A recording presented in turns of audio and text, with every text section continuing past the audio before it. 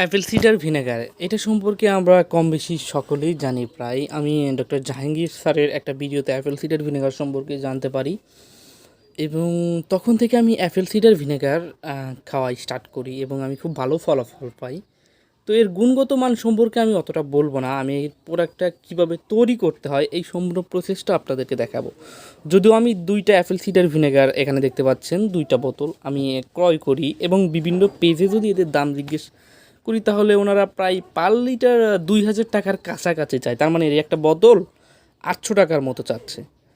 আমি 700 টাকা করে 2টা নিয়ে আসি, কিন্তু টাকাটা বড় বিষয় না। এখানে দেখতে পাচ্ছেন অ্যাপেল সিডার ভিনেগারটা দেখুন, আমি খুব একটা ভালো ফলাফল এখান থেকে পাচ্ছি না এবং পরবর্তীতে আমি এটার পরিমাপ করে বা ঠিকঠাক মতো দেখে বা আমি একটু যাচাই বাছাই করে বুঝতে পারলাম এটা original American Apple cider vinegar নয়। তো সেক্ষেত্রে কী করবে এখন?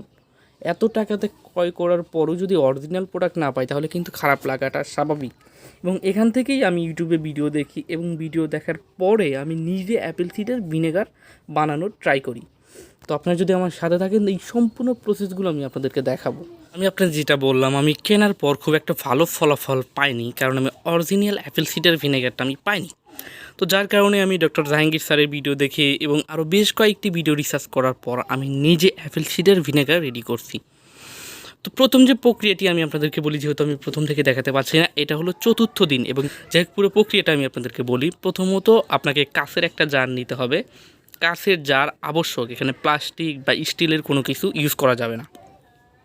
তো দেখতে পাচ্ছেন আমি এমন একটা কাঁচের জার নিয়েছি এবং আমি 1 কেজি আপেল নিয়েছি।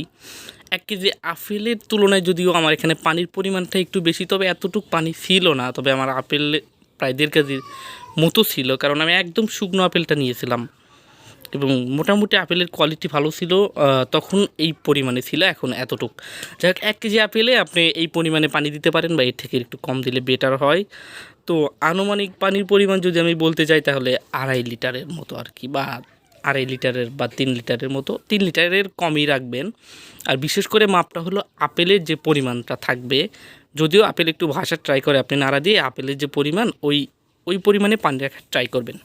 ব্যাস, আপেল এবং পানির পরিমাণ গেল। এবং প্রক্রিয়াটি, আপেল কাটবেন, কাটার পরে প্রথমত এরকম একটা জারে নেবেন, নেওয়ার পরে পরিমাণ মতো যে পরিমাণটা বললাম এই পরিমাণে পানি দেবেন। তারপরে প্রথমে 4 চামচ চিনি দেবেন। 4 চামচ চিনি দিয়ে হালকা নাড়া দেওয়ার পর এভাবে বাঁধবেন, বেঁধে রেখে দেবেন।